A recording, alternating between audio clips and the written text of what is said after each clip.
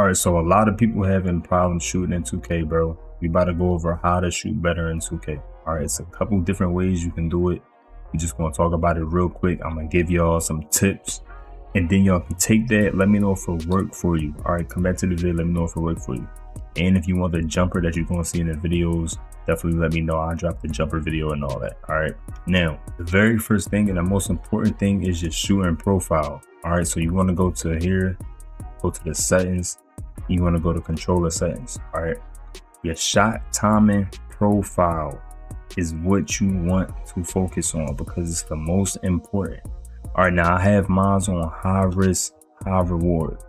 Basically the difference is this. All right, don't worry about difficulty based. That don't got that don't got nothing to do with us. All right, and we can't do real player percentage. Okay, low risk, normal risk, and high risk is what applies to the park, the pro-am rec, and all that. Low risk is basically a 50-50. All right, if you press the button and you time it at least kinda okay, there's basically a 50-50 chance you're gonna hit it. All right, so if you mistime it, it might still go in. But if you time it correctly or perfectly, it might still miss. Okay, so that's low risk, low reward though. That's for people who really just don't know how to shoot. Like, let's be honest. If you don't know how to shoot on 2K, which is cool, that's for you. All right. Normal, in this description, it says it's more like the previous 2Ks. When they see previous 2Ks, they're talking about like back when whites could go in. That's what they're talking about. All right. And that's what normal is. Normal whites can go in. So if you're timing it, damn near perfect, then you're good. There's a good chance you'll still make it, but there's a good chance that you can hit that green window and still miss. Okay, now you're not gonna you might not get a green release, but you can still miss. Okay, but that mode, you still can make slightlies.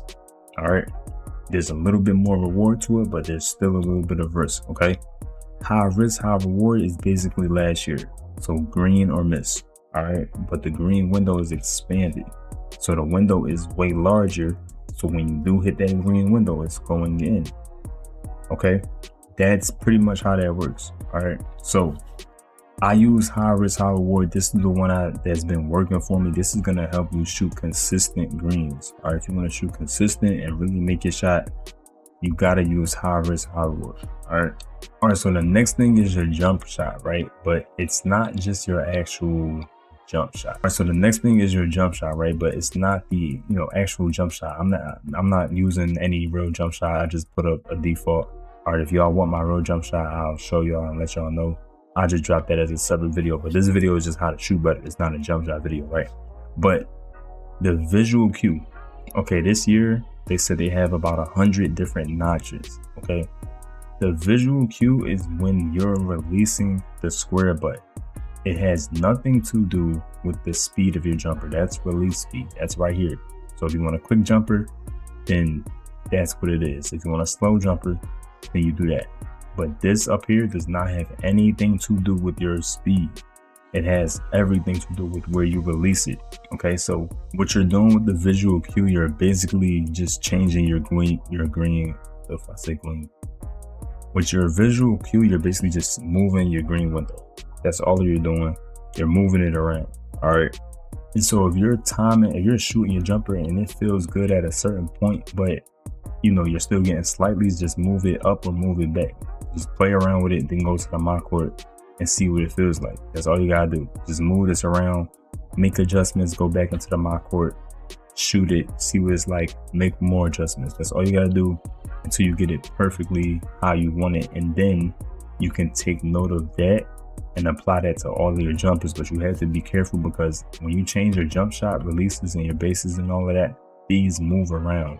So it doesn't stay at this exact parameter. All right, so you gotta watch that. And this is the visual cues. All right, so jump is the earliest. As soon as your players start their jump, set point is like kind of when they reach the top of their shot. Basically, push is when it's about to let go of their hands, and release is like the latest, super late. So I use set point. Now, shot time and visual cue only applies to shots that are not your standard jump shot. All right, so if you're doing a fadeaway, this is what applies.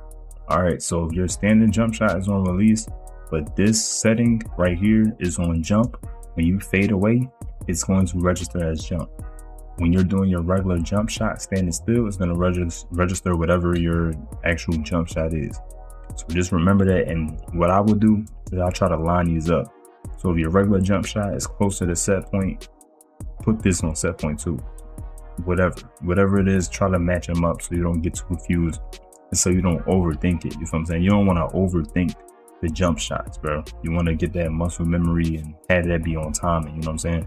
So another way to shoot better is takeover. You have to know how this works. All right, so takeover this year is different than other years. It's not like you have to work towards a certain level and then you activate it and then it's on. It's basically on from the beginning of the game once you do a couple of good things. All right, so you see the levels, okay? I'm using fluid shooter. That gives me plus on my mid-range and my three-pointer.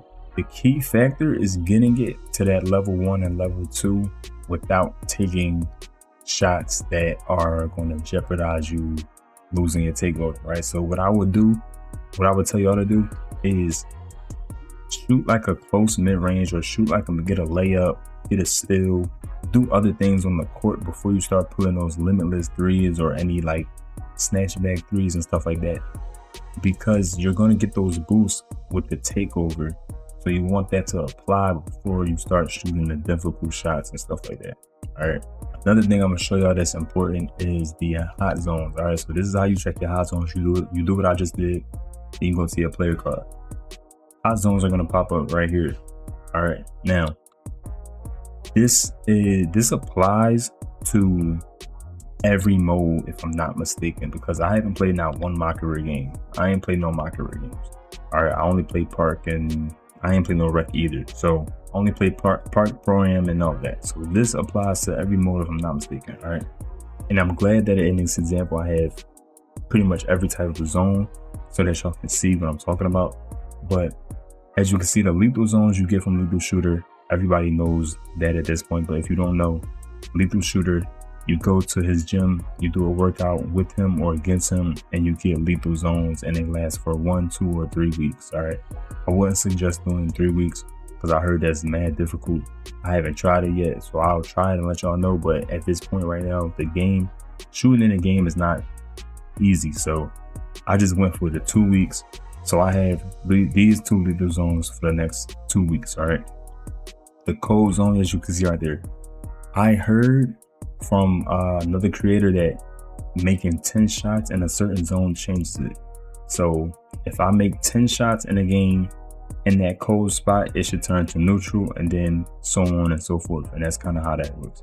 But obviously the red is the hot zones. Hot zones are important because they give you boosts, and every boost in this game is going to help you actually make the best decisions about what you want to shoot, because you're going to make the best shots with all the boosts. So everything I'm telling y'all is going to start adding up, and you're going to start making even more shots, bro. So you try to get those hot zones, see what they are. All right, so in your spots where you're hot, take those shots. If you know you have a cold spot somewhere, try to stay away from it and work on it in the NBA or street ball courts or whatever. And the last thing is to, bro, get skill boost, bro. Like, I understand some people's ego might not want to get skill boost. You might want to think, no, I don't need no skill boost. I'm gonna just play like how the game's really supposed to be played. I'm only saying that because I used to think like that in the older 2Ks until I started realizing I'm putting myself at a disadvantage for no reason. You know what I'm saying? Because I promise y'all, everybody else is boosted up. Everybody is boosted up. I'm boosted up. So if you see me in the park, just know I'm off. I'm off. You mean? You feel me? I'm boosted up for sure. But that's because you gotta compete. If you want to compete, just boost up. I think the jump shot boosts are the most worth it. And I don't do any of these other things. I do have stills. So if I have an extra VC, I get it. But for 1,500 for 10 games, let's say you play like maybe like 20 games in a session, 3,000 VC, that's more than worth it, because you're gonna make that back throughout the other games anyway.